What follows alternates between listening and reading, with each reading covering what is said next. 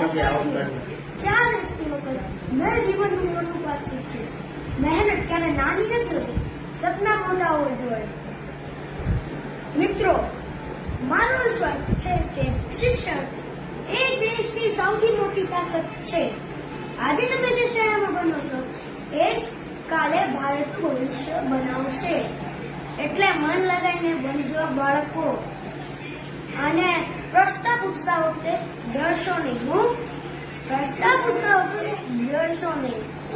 હું હંમેશા સ્વચ્છતાની વાત કરું છું, કારણ કે સ્વચ્છ ભારત એટલે સ્વસ્થ ભારત. જ્યારે તમે રસ્તામાં કૂડો ન ફેંકો, જ્યારે તમે શાળા સફાઈ રાખો, ત્યારે તમે પણ દેશ સેવાનું નાનો પણ મહત્વનું કામ કરો છો.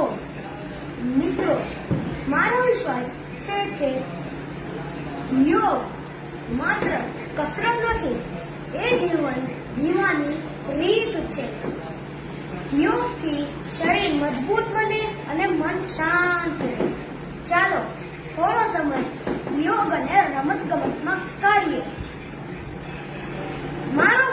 મને ભારતના ખેડૂત, સૈનિક અને વૈજ્ઞાનિકો પર ખૂબ જ ગર્વ છે, કારણ કે ખેડૂત આપણને અન્ન આપે, સૈનિક આપણને રક્ષા કરે અને વૈજ્ઞાનિક ભારતનું વિશ્વમાં નામ રોશન કરે છે. તમારામાંથી કોઈ ડોક્ટર બનશે, કોઈ એન્જિનિયર, કોઈ શિક્ષક, કોઈ દેશનો નેતા પણ બની શકે. મારો મંત્ર છે કે સબકા સાથ સબકા વિકાસ. કારણ કે જ્યારે 100 લોકો વધે ત્યારે દેશ વધે.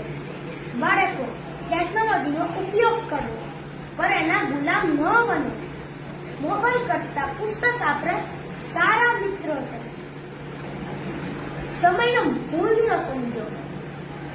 અગર એકવાર સમય વહી ગયો પછી પાછો આવતો નથી.